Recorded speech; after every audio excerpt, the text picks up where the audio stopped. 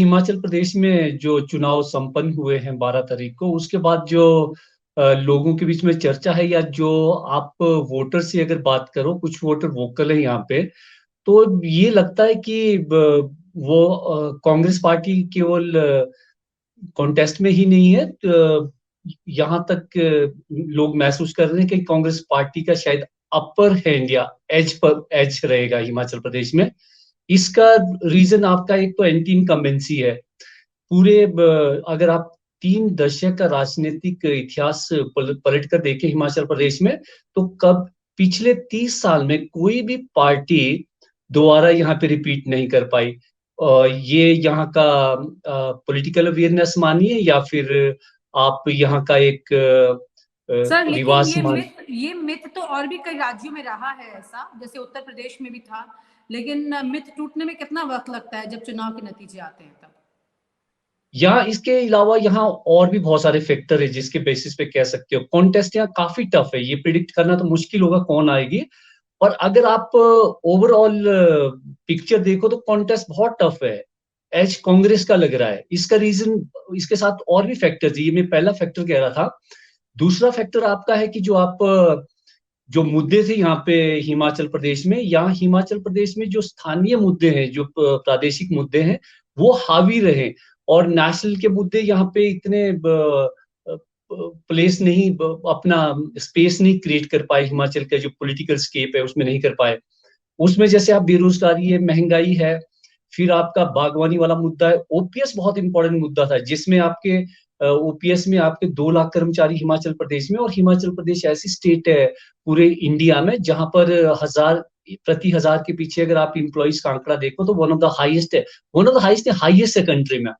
तो ये जो इंप्लॉइज का सेगमेंट है, ये आपके ओपिनियन मेकर भी हैं। ये सारी चीजें अगर आप इन आंकड़ों को होलिस्टिक वे से देखो, तो ये इकट्ठा होके इस बार और ज्यादा स्ट्रॉन्ग एंटी इनकम्बेंसी बनाता है। और इसी वजह से आपको, और जो आपका कांग्रेस और बीजेपी के बीच में जो आप पार्टी का संगठन की जो चीजें देखें फील्ड में, जब दोनों पार्टियां उतरी हैं, तो बीजेपी में बागी उम्मीदवार आपके 21 कैंडिडेट्स हैं। वो वन ऑफ द हाईएस्ट है आज तक। ये पहली बार देखा गया। बीजेपी वैसे तो काफी डिसिप्लिन पार्टी है, पर यहाँ हिमाचल प्रदेश में उन्होंने केंद्र का या प्रदेश के नेतृत्व को मानने से इनकार कर दिया। उन्होंने कहा कि अगर आप हमारी टिकट काटते हैं तो हम पार्टी के खिलाफ विद्रोह कर सकते हैं और हम लड़ सकते हैं। यहाँ तक कि प्रधानमंत्री को स्वयं एक उम्मीदवार हैं फतेहपुर कॉन्स्टिट्यूएंसी में, कांगड़ा में, वहां उनको पर्सनली बात करने के बावजूद भी, परमार जी है उनका नाम, उनसे बात करने के बावजूद वो माने नहीं, वो फील्ड में डटे रहे। तो ये एंटी इनकम्बेंसी इतना इंपॉर्टेंट है यहाँ पे, क्योंकि यहाँ हिमाचल प्रदेश में जो जीत का मार्जिन है वो 3-4% रहता है। सिर्फ एक बार विधानसभा में रहा कि 6% का मार्जिन था, जिसमें पिछली बार बीजेपी का 6% ज्यादा था। अदरवाइज यहाँ 3-4% का रहता है। यहाँ कॉम्पिटिटिव पॉलिटिक्स है, कॉन्टेस्ट बहुत टफ होता है। और इसका रीजन ये भी टू पॉलिटिकल पार्टी सिस्टम है। और यहाँ पे जैसे हिंदुत्व वगैरह मुद्दे कुछ फील्ड में कोई नहीं है, क्योंकि यहाँ पे जो माइनॉरिटी पॉपुलेशन है 1.8% है। ये मायने नहीं रखता हिंदुत्व। यहाँ पे लोग अवेयर बहुत ज्यादा है, स्पेशली आपकी महिलाएं बहुत अवेयर हैं। पिछली बार भी जब हम यहाँ पे डिबेट कर रहे थे आपके चैनल में, तो पहली बार शायद इस चैनल ने ये हमने कहा था, यहाँ पे मैंने शिमला से बोला था कि यहाँ परसेंटेज आपकी 75% से ऊपर रहेगी, जबकि नेशनल चैनल आपके सब 65% चला रहे थे और कोई इसको मानने के लिए तैयार नहीं था। ये रात को 12-1 बजे जब सारे आंकड़े इकट्ठे हुए, तो ये पता चला कि 75% से ऊपर जाके ही, अगर बैलेट जो पोस्टल बैलेट है अगर उसको मिलाएं हम, तो ये 77.6% जाता है। It is one of the highest, या हो सकता हाईएस्ट ना हो, ये थोड़ा मेरे को उसका आइडिया नहीं है। मतलब ये जो इलेक्शन कमीशन की जो स्टेटमेंट है उसमें तो हाईएस्ट है अभी तक 77.6%। तो अगर इस तरह का बहुत ज्यादा मत होता है, तो ये भी कुछ स्ट्रॉन्ग इंडिकेशन देता है। बाकी दूसरी तरफ अगर आप कांग्रेस का देखिए, कांग्रेस का टिकट डिस्ट्रीब्यूशन अच्छा था, बीजेपी का अच्छा नहीं कर पाई। बीजेपी ये मानती है टिकट डिस्ट्रीब्यूशन अच्छा नहीं, और उनके उम्मीदवार बागी ज्यादा हुए।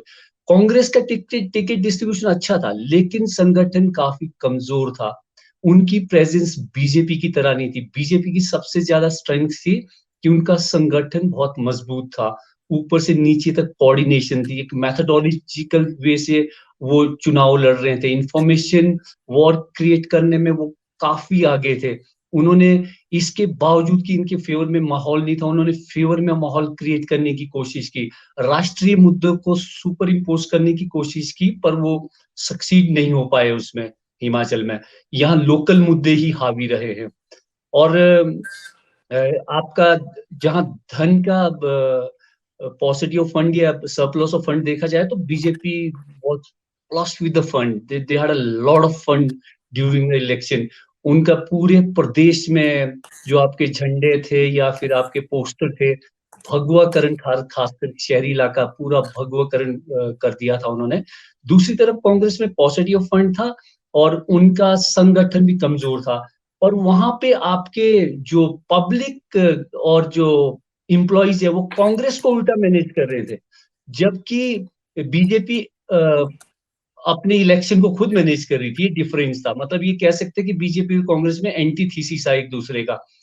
वहां पे पब्लिक मैनेज कर रही थी पार्टी को, पब्लिक ये और इम्प्लॉइज मैनेज कर रही, employees OPS point of view से थे, पब्लिक शायद अपने लोकल मुद्दे पॉइंट ऑफ व्यू से उनको मैनेज करने की कोशिश कर रहे थे।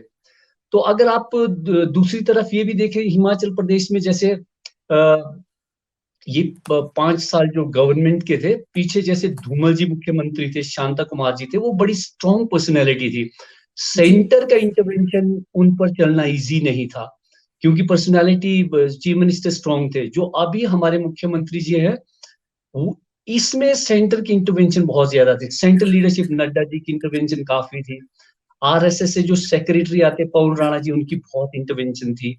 और उसके अलावा आपके केंद्रीय नेतृत्व मोदी जी और शाह की भी बहुत ज्यादा इंटरवेंशन थी। जो भी स्टेट में फैसले होते थे, chief minister subordinate sort of थे, और बाकी फैसलों में जो एक्सटर्नल फैक्टर जो मैं बोलता हूँ लीडरशिप पे, इनकी ज्यादा इंटरवेंशन थी।